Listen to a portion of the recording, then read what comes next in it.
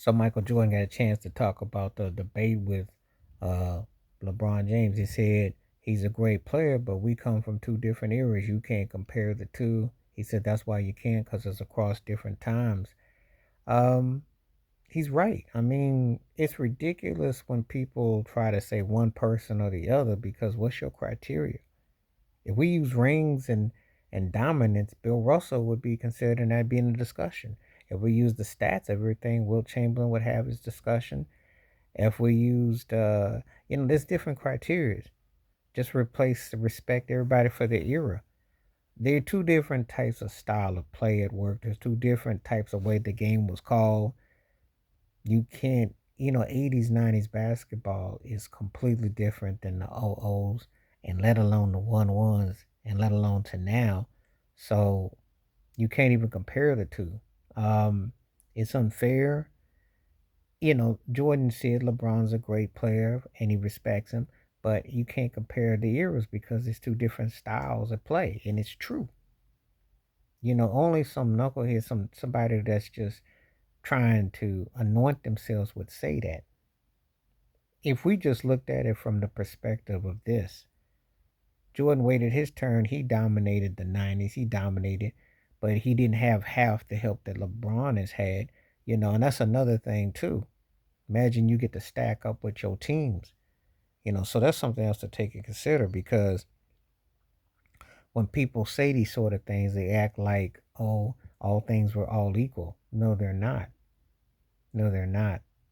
It's a different trajectory. It was a different brand of basketball. It was a different nuances. So it's not the same. It's not the same at all. You can see certain things that they did in dominance, but there's two different totalities. Two different totalities.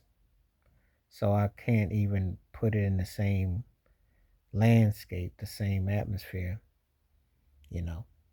So I just take that in consideration alone, that that's like absurd to even put that there, you know. But he did acknowledge that LeBron's a great player. No one has said otherwise. He just doesn't feel that you can compare eras, and I don't either. We will never know. We will never know what Shaq would have been like in Wilton Russell's era. We'll never know what Kareem's would have been in this era. We can see some guys who play a long time. We don't know how it would have been if all things were equal. So how can we have a definitive one? Great as Jordan was, the marketing of him was just as great too. But it's not like he won more rings than Kareem, and he won one more ring than Magic. What you want me to do with that? Does that mean that, if we took Magic at his height with the team he had, how are we going to debate that? We can't. So again, once it depends on what your criteria is. Eras are different and games changed. Styles change, teams change, coaching philosophies change. That's why the Jordan LeBron thing is very ridiculous, because we'll never, you'll never get, and they're not 1 and 2.